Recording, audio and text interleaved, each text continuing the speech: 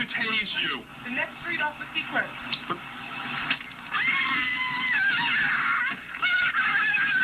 Many people are aware of videos such as this that have been shown on YouTube.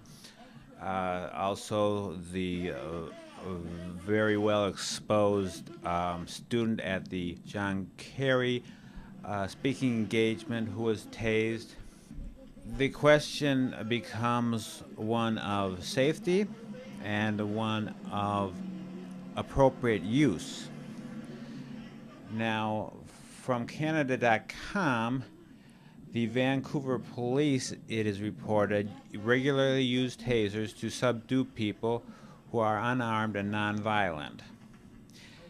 In a response to the Freedom of Information request, the Vancouver Police Department published on its website details on about 150 times officers drew their tasers from 2002 to 2007. The report indicated that in most cases in which the Vancouver officers fired the taser from a distance, the person was acting violently, from fighting with the officers to threatening themselves or others with a weapon. However, in a number of cases, police used the tasers as soon as someone displayed a fighting stance or simply to get a non-violent suspect to do what they were told. There is a great deal of discussion about the media exposure the incident has generated. Andrew Meyer and his attorney say they can't comment until they see the full report. Don't tase me, bro! There are still concerns, of course, and there is a controversy and debate about some of the deaths that have been reported due to taser use. In a report I have here from CBS News, it says the weapon has been connected to more than 40 deaths. Okay, and people will counter this. There have been counter reports, I should say, that many, if not all, of these deaths had other mitigating circumstances, pre-existing heart conditions, drug use. As soon as the discharge from the taser begins, the heart rhythm changes from a normal rhythm to a very abnormal rhythm. Some of the animals died as a result, and one of them maintained an irregular heartbeat for 3 minutes after the shock and then died. In many death cases like that of Robert Jakanski at the Vancouver airport, Taser International has claimed its gun could not be responsible because the victim didn't die immediately after the shock. The discovery of a possible delay of several minutes raises doubts about Taser's arguments, but the company is still not concerned.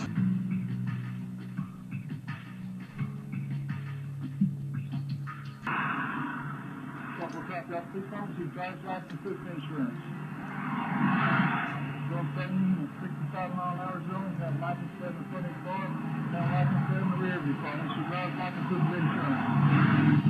And the driver's license and proof of insurance. No, not whoa. Driver's license and insurance or get out of the vehicle.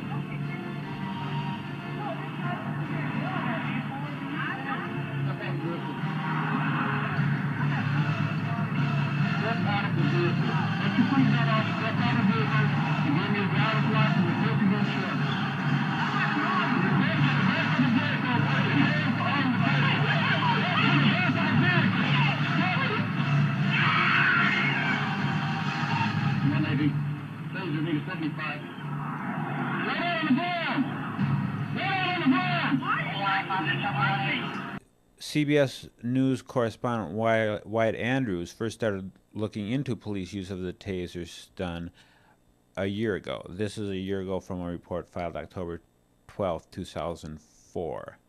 And at that time, there had been 40 deaths connected to the use of the weapon. Andrews points out that using the taser to bring down a threatening suspect isn't always the way the gun is used. Beyond the use of the gun, of course, there is the question of safety.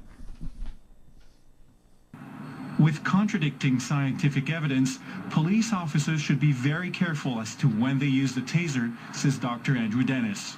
What I would not want to see is a individual police officer thinking that this device can be used with impunity, because I think there are certain risks to this device. Most police officers, including our CMP officers, are still unaware of the debate about tasers in the scientific community. Frédéric Zarac, CBC News, Vancouver.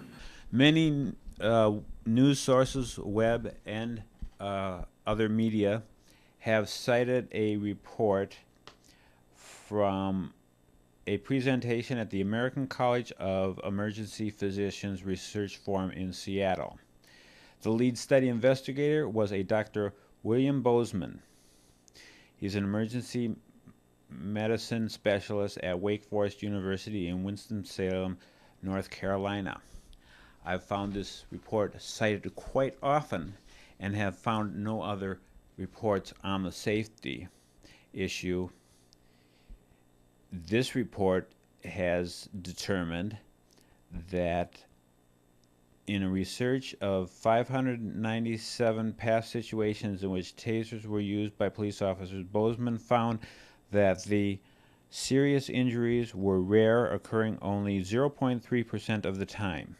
I found no reports denying the credibility of this research, although I did notice that the numbers ranged from 597 cases to 692.